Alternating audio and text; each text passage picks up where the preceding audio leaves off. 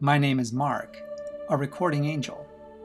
I've been observing this earth since the dawn of creation. The Most High has asked me to share my recordings with you. The following are my records of Old Testament prophets and kings, and scheming scoundrels too, collected in this book, Exile of the Chosen, God's Heroes from Solomon to Malachi. If today's recording contains situations which might be uncomfortable for younger listeners, I will mark the video with the words Parental Guidance Recommended. Elisheba stood in her chamber, her elbows on the windowsill, staring out at the night sky. Tears welled up in her eyes. God of Israel, are you paying attention? It wasn't supposed to be like this. When Rehoboam refused to listen to any of the people's requests and Jeroboam became king, it all seemed so perfect. You appeared to have had planned everything that way, but now I'm so confused. I was so happy being brought together with Sarah, and I assumed it was your plan for me to be here, but now I don't know what to think. I thought that Jeroboam was truly committed to you, but I don't understand what he's doing now. He's had those 2 golden calves made, one to be put in Dan and one to be put in Bethel. He says we're not really worshipping the calves, that we're worshipping you, and that the calves are substitutes for the Ark of the Covenant, but it doesn't feel right to me. Grandfather Nathan taught me that one of your commandments was about not making any graven images, and I remember the stories about Moses and the children of Israel when they built the golden calf. God of Israel, I don't understand what's happening, but I want you to know that no matter what, you're the one I worship, and you're the one I love. She put her head in her hands. I hovered close, wishing that I could wrap my wings around her and comfort her. It was confusing. Both kings claimed to worship the God of Israel. Rehoboam's allegiance seemed to shift back and forth, though he did continue to worship God in the temple his father Solomon had built. Jeroboam, to whom God had given the 10 tribes of Israel because of the behavior of Solomon and Rehoboam, was now erecting rival places of worship. Elisheba's mind drifted back to a conversation she had heard earlier that evening. I can't have all the men of Israel trotting off to Jerusalem, Jeroboam exploded. It's enemy territory now. Not necessarily, his wife protested. God told us that we all needed to go to the temple 4 times a year, so he would protect us. He kept Rehoboam from going to war with us when the people crowned you king of Israel. He could do it again. It's just not practical, the Israelite king insisted. I've talked it over with my counselors, and it makes much more sense to establish 2 more convenient places, central to most people in Israel. That way they can make it easily to one or to the other. I'll build temples. I can put the golden calves there, since there is only one Ark of the Covenant. It will be fine. Sarah just shook her head, and Elisheba said nothing. In human terms, choices of loyalty can be difficult. Sometimes you have to deal with whatever situation you're in and be as honest and straightforward as you can and give your true loyalty to the Mighty One and trust Him to work everything else out. At times, that's all humans can do. And this was one of those times.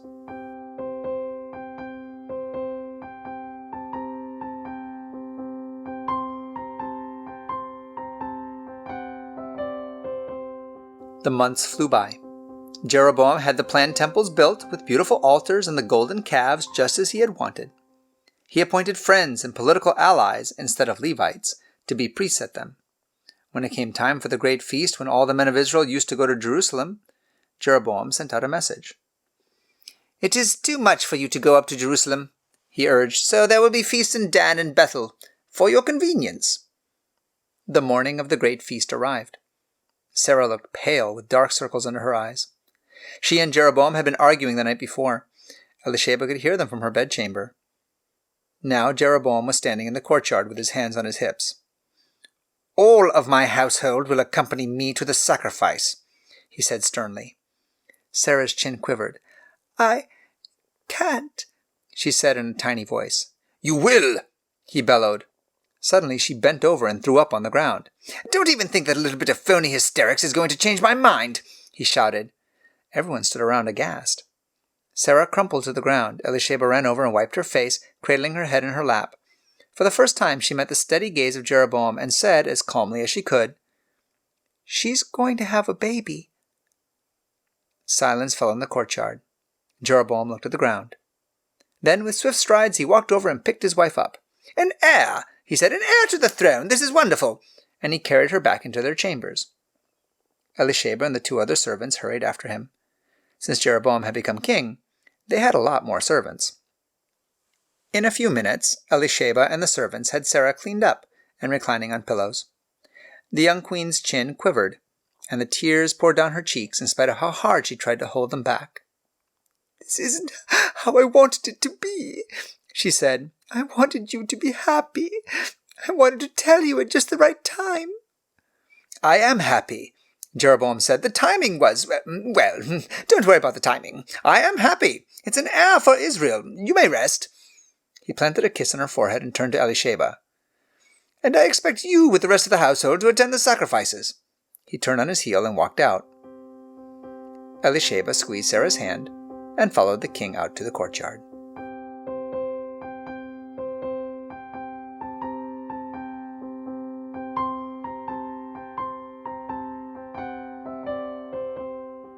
Two of the older women servants remained to care for Sarah, and everyone else made the trip to Bethel. Elisheba was hot and tired and worried about Sarah. As she walked with the royal procession, she kept praying, "God of Israel, what do I do? This isn't the way you asked us to worship. What do you expect of me? I've never stood up to Jeroboam before until today. I'm not sure I can again. I need your help." I noticed several guardians in the group, and warriors with their swords of light, shielded for the time being. Obviously the Almighty had some major action planned. I wanted to comfort Elisheba and tell her, "He hears you. He's got it under control. He has everything all planned." But I wasn't permitted to do that. So I followed the girl in silence. At Bethel, Jeroboam stood with the priests. Most of the men were not Levite priests, for all the loyal Levites had returned to Judah, much to his great bitterness. They had refused to officiate at shrines that were not built according to the Mighty One's guidelines.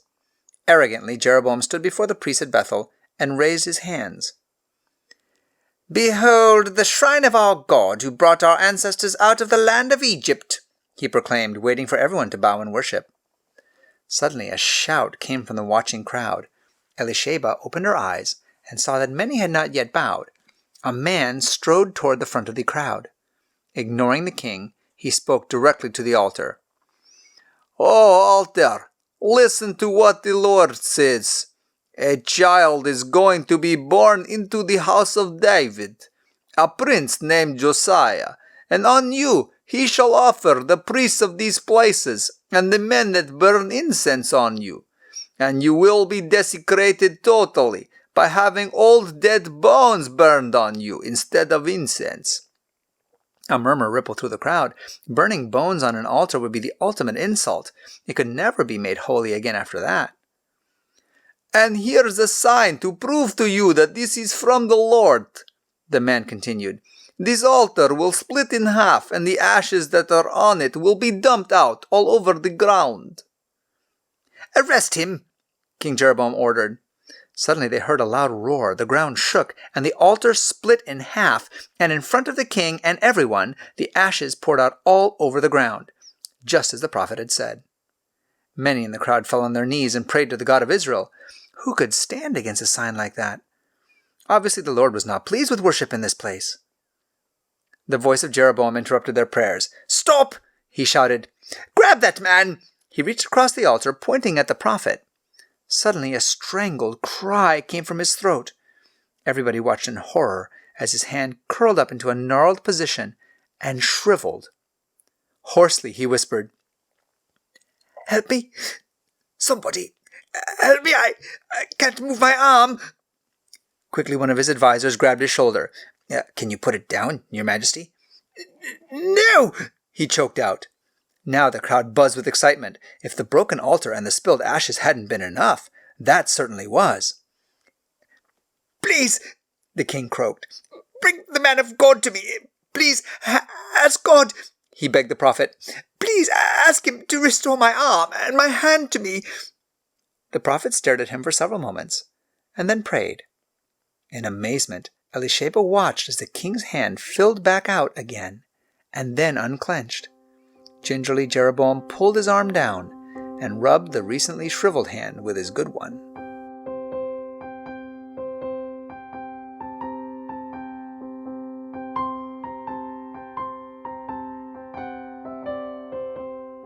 Scooping up young Abijah in her arms, Elisheba groaned, "Oh, child, I must be getting old." He giggled and wrapped his tiny arms around her neck. "Let's go see how your mother is," she said. Sarah had given birth to Abijah, Jeroboam's heir, and later Prince Nadab. It seemed such a short time since Jeroboam had become king, and yet so much had happened. Even though she had been in Jeroboam's court for almost 5 years, Elisheba was still homesick. She had not seen grandfather Nathan or her mother in a long time. Although the Lord had been merciful and had prevented conflict at the time of the split, Israel and Judah had been attacking each other ever since. Jeroboam seemed repentant only briefly after the incident with the destroyed altar and his withered hand. Soon he resumed his practice of mingling pagan rituals with the worship of the true God. Not only did he appoint anyone he wanted to reward as priests in the northern shrines, he even made himself one. Elisheba felt queasy at the pit of her stomach every time she thought about it. She continued to whisper her private prayers to the God of Abraham and Jacob every day. Yet she wondered how long he would put up with Jeroboam's behavior, especially since God had chosen him as ruler because the last king had become disloyal to him. Jeroboam was even worse than Solomon had been. The squirming child in her arms kept her from dwelling on Israel's idolatry for long. "Oh, good, you two are awake," Elisheba said as she entered the royal nursery. Sarah cradled Nadab in her arms. "He's always cranky when he first wakes up." "Like his mother," Elisheba replied with a grin as she sat on the floor in front of her, and both girls laughed. "So what have you two been doing?" Sarah asked. "Playing," Abijah announced. "Playing outside." "Good," his mother declared. Prince Abijah flopped over and laid his head on Elisheba's lap. "I don't think he feels well today," she observed. "The whole time we were playing, he just acted tired. He didn't really want to eat at lunchtime either." Sarah nodded absently. "He's just like that some days." "No, not like this. I think there's something wrong." "Yoshabel," Sarah called. "Yes, my queen," the servant answered. "Was Abijah okay earlier? Elisheba thinks he's not feeling well." "Oh, he seemed all right this morning," the older servant replied. "Sometimes children just do this. He'll eat when he's hungry. When my children were little, they would go through periods where they ate as though they were expecting a famine, and at other times seemed barely interested in their food. But whenever they started eating like a wild beast, it usually meant they were about to become much taller." The girls laughed. "Well, Abijah," Elisheba said, "you had better perk up and eat a little more. You've got some growing to do yet, my child." Abijah stood up to his full height. "I'm this big," he said defensively. "Yes," his mother said, "you are a big boy." The little prince laid his head back in Elisheba's lap. "Should we lay down for a little while?" Elisheba asked. "No, no naps," the child shouted and started to cry. There, nobody said anything about a nap," Elisheba said soothingly. "How about if you curl up in my lap here and I tell you a story?" Abijah stopped sobbing and curled up in Elisheba's lap. "Stories are good," he said, and stuck his thumb in his mouth. Elisheba's eyes met Sarah's. "He feels really hot," she said. The boy's mother reached over and felt his face. "Yoshabel," she called, "bring some cool water to bathe Abijah's face with, and bring him a drink." "Don't want a drink, want a story," the child insisted. "Yes," Elisheba said, "you shall have a story. Once upon a time—" "Not a once upon a time story," said the young prince. "Want when I was a little girl story." "Okay. When I was a little girl, I lived in Jerusalem with my mother and my grandfather Nathan." Her gentle voice had lulled him to sleep before she had gone far in her story. Elisheba laid him on the couch where his mother and little brother had been resting earlier. "I hope he feels better when he wakes up," she said. "His face is so hot, and I think he has a fever. Perhaps we should have the court physician take a look at him." "Let's wait," Sarah suggested. "This happens sometimes. He used to run fevers when he was cutting teeth." They both slipped out of the room to let the little prince sleep. Abijah dozed fitfully through the afternoon. Sarah and Elisheba grew more concerned as the hours wore on. His fussiness and crying were so unusual for him. And the longer it went on, the more frantic they became.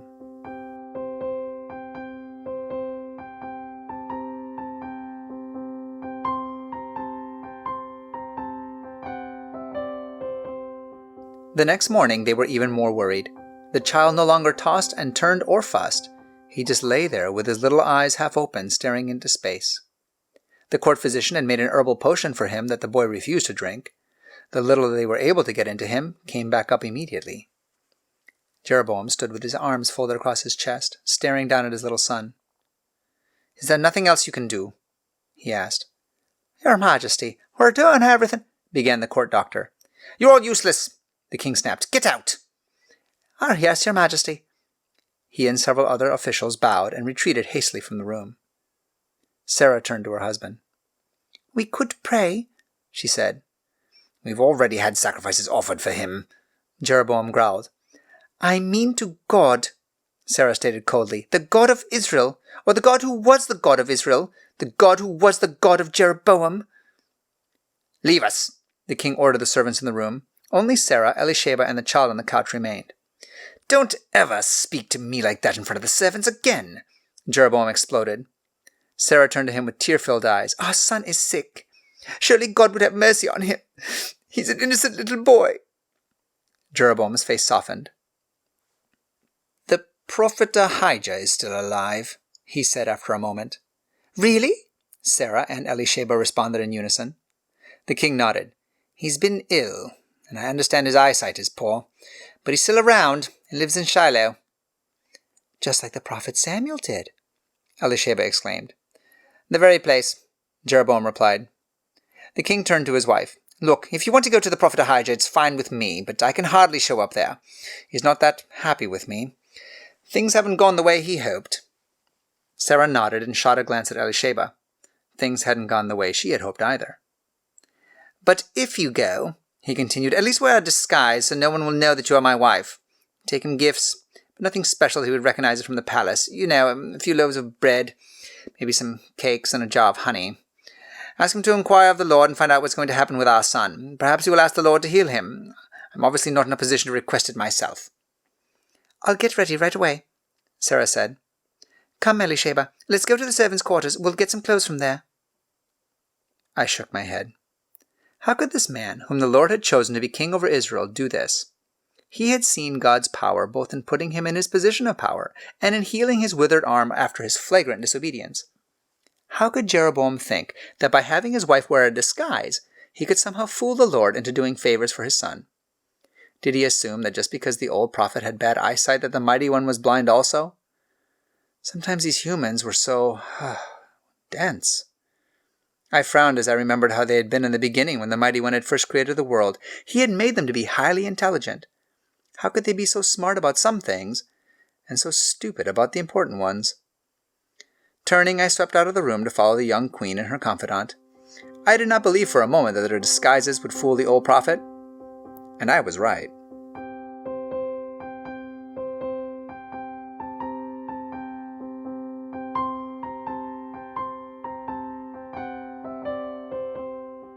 Ahijah heard the women as they approached. As Sarah raised her hands to knock, he called, "Come in. I already know who you are. You are the wife of King Jeroboam. Why are you pretending to be someone else? I have very bad news for you." Sarah dropped to her knees before the prophet. "Go home," he said. "Tell Jeroboam that the Lord has a message for him. The Lord is the God of Israel. He says, I chose you from among the people. I made you the leader of my people Israel. I tore the kingdom away from the royal house of David, and I gave it to you. But you have not been obedient like my servant David. He followed me with his heart, and David was right in my eyes. You have done more evil things than all the kings who lived before you. You have made me very angry because you've made other gods for yourself, statues out of metal. Because of that, I am going to bring horrible trouble on your royal house. I will cut off from you every male in Israel, whether they be slave or free. I will burn up your royal house just as someone burns up trash. I will consume it until it is all gone. Some of the people who belong to you will die in the city, and the dogs will devour them. Others will die in the country, and the birds of the air will eat them." Sarah gasped. Ahijah's voice softened. He put his hand on the young queen's head. "Now go home," he continued. "When you enter the city, your son will die. All the people of Israel will sob over him, and then his body will be buried. He is the only one who belongs to Jeroboam who will be buried. That is because he is the only one in Jeroboam's royal house in whom I have found anything good. I am the Lord, the God of Israel, and I will choose for myself a king over Israel. He will cut off the family of Jeroboam. This day your son will die." Sarah's sobs drowned out the final words of the prophet. Numbly she walked toward the door. Elisheba put her arm around her and helped her as they started up the dusty road toward home. "Do you think it's true?" Sarah finally gasped out, raising her tear-filled eyes to Elisheba's. Her friend nodded. "You know it is." The trip home seemed to last forever. As they entered the courtyard, a wail rose from the queen's bedchambers. Sarah and Elisheba broke into a run. The servants and physicians stood clustered around the bed. Jeroboam burst out the door as the women approached, scowling. "It's over," he said. "Your little trip didn't do any good at all." Elisheba flung her arms around Sarah, and they burst into tears again. As Jeroboam left the women's quarters, he paused and called over his shoulder to a servant. "Bring Nadab to me. He is my heir now."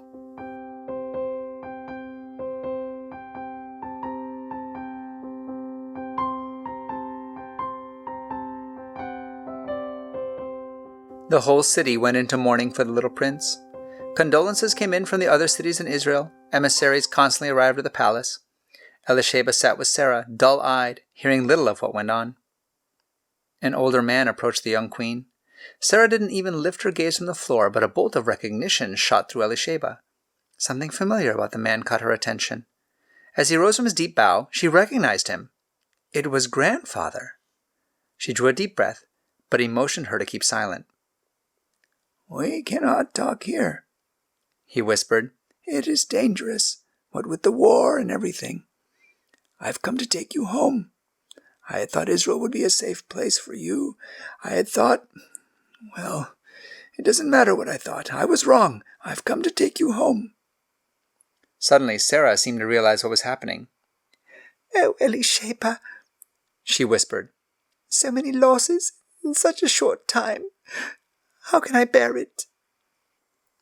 Grandfather Nathan looked at her gently. "The God of Israel and the God of Judah knows your needs, Your Highness, and He cares very deeply about you. He will bring you comfort. When you were young and lonely, He brought you Elisheba, and He will bring you more children and another friend and comforter. But He has sent me to bring Elisheba back to Judah. I will take her to our home in Jerusalem. Things are better there now for our family. She will marry and have children. Her time with you was God's gift to you, but God has other gifts. Now it's time to go." Sarah clung to Elisheba for a long time. My heart ached for the young queen, yet we all knew the court of Jeroboam was not the place for Elisheba, worshipper of the true God, to live any longer. "I have a traveling cloak waiting for you and a disguise," Grandfather said. "It will be best if you just leave with me now. There's no time to get your things."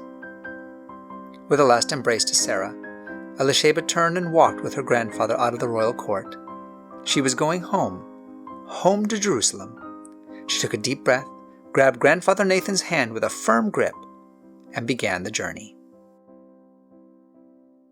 This broadcast has come from the book Exile of the Chosen by Sally Pierson Dillon, with permission from the Review and Herald Publishing Association.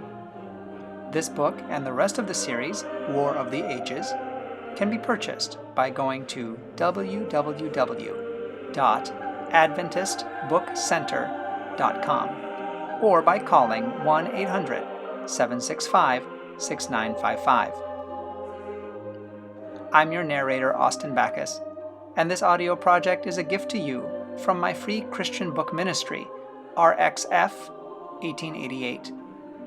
Please visit our website, www.rxf1888.com, markthebrecordingangel.com to request free Christian books for both kids and adults. And join us here again for more stories from Mark the Recording Angel.